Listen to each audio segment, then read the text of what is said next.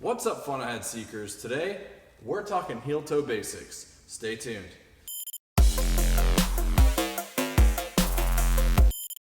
Okay, so first of all, what is heel-toe? More specifically, heel-toe downshifting. Before we get into that, I apologize in advance that you gotta see this whole body and you gotta see my super white legs. Normally I wouldn't show you this much of my lower body, but I want you to be able to see the shifter in this case. So I'm gonna do some quick demonstrations along the way. Okay, now getting into what is heel-toe downshifting. So nowadays with modern sports cars, we don't have to worry about this issue at all.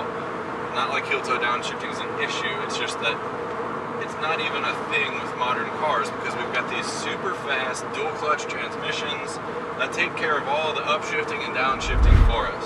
But let's consider the scenario when you're driving a manual transmission car on a racetrack and you're in a higher gear at the end of a straightaway and you're approaching a corner and you have to downshift. Now, how do you downshift when your car is longitudinally at the limit and it's about to be laterally at the limit? Well, you don't just simply throw it in the one lower gear and pop the clutch out. Why? Because like I just said, you're longitudinally at the limit and you would exceed your tire's traction capabilities if you were to just drop the clutch and let your wheels naturally bring your engine back up to speed for that lower gear. So what do you have to do? You have to blip the engine to rev match. And the thing about this, you have three pedals, a gas, brake, and a clutch. You have to brake heading into a corner. You have to blip the gas, and you also have to actuate the clutch to shift gears. So how do you do that when you have 2 feet but 3 pedals?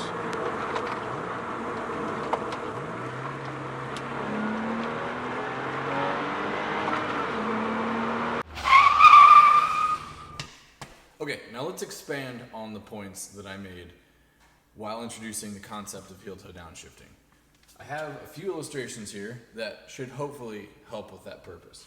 Now, first of all, like I said, heel-toe downshifting is using 2 feet to operate 3 pedals. This is generally what that looks like.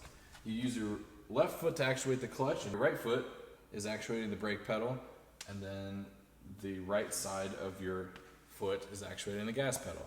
Now, of course, based on this illustration, you can see why is it called heel-toe? Well, more or less your heel is on the gas and then your toe is on the brake. And a lot of cars, especially if they're set up kind of conducively to performance driving, a lot of the German cars like Porsches, BMWs, Audis, Mercedes, they're set up to where their pedals are nice and close together.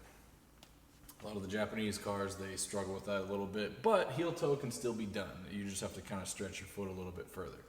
Even knowing this, you're probably still asking yourself, okay, but can you expand on why heel-toe is even a thing? I get that downshifting into a corner has to happen, but why do you have to blip the throttle? Well, okay. For that, we have to understand when you downshift. Now, like I just said, you downshift into a corner because any other time on a racetrack, this is not always true, but any other time on a racetrack, the only time you'd be downshifting is if you're decelerating.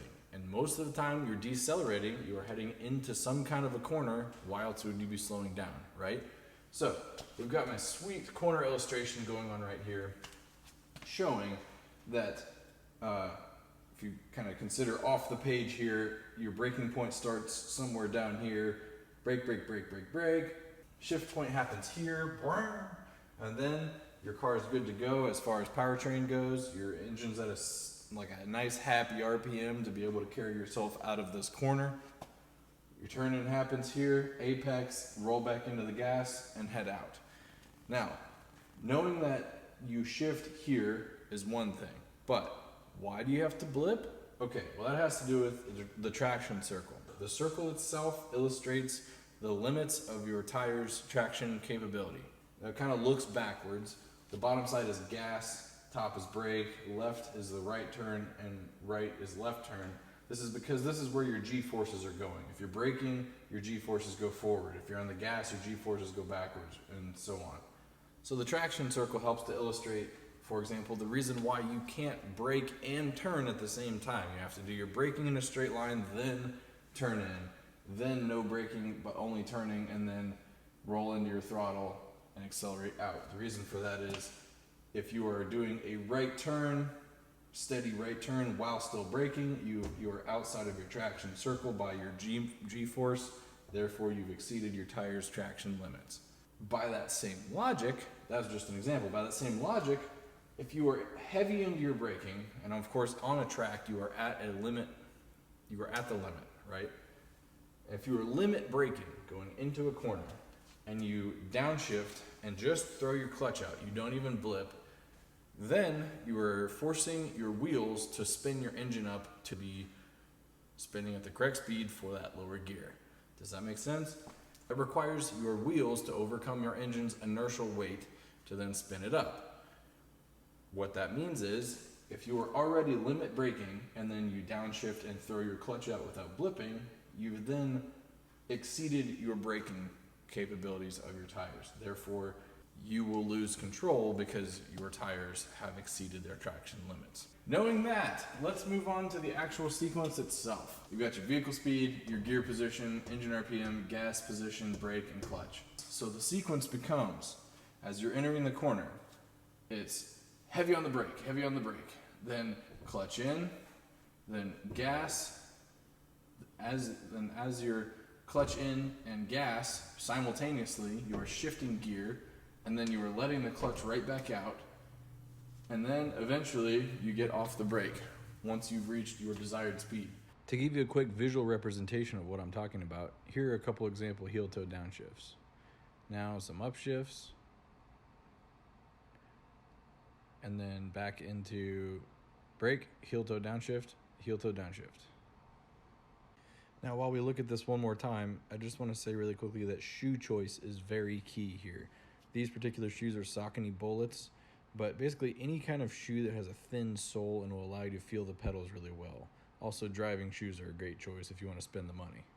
So now that you know the background on heel-toe downshifting, let's talk about how to get started practicing heel-toe downshifting if it is a skill that you would like to learn. Like I said, it's definitely not something that you just go out to a racetrack and start doing, because that will get you in a very hairy situation very quickly. What you should do is, when you are out driving, when you're away from all other cars, just practice it. Practice a normal downshift situation with your big toe on the gas and then the other side of your foot touching or blipping the gas pedal, and then just kind of get used to that motion, the sequence of events, you know, the brake, clutch, gas, shift, clutch back out, all of that together. It's kind of a lot going on in a short amount of time, and you will screw it up, so make sure you're not pulling up to an intersection with a car right in front of you or something, because odds are you're going to end up right at the back of that car. You can really start to do it all the time when you are pulling up to intersections, when you're slowing down for just a normal curve on the road. But once you do thousands and thousands and thousands of them, then it's just part of your everyday driving. And then you feel that much more comfortable about it when you do get into a high performance situation and you want to use that skill.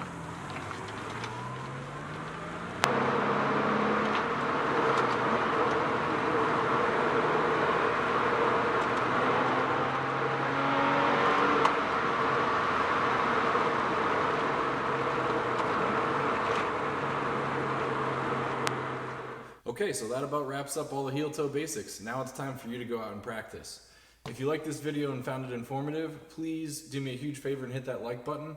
And if you have any questions or anything that you'd like clarification on, please feel free to leave me a comment below and I'll do my best to get back to you. And finally, if you like content like this and want to see more of it in the future, please consider subscribing. Aside from that, thank you so much for tuning in to FunAhead TV.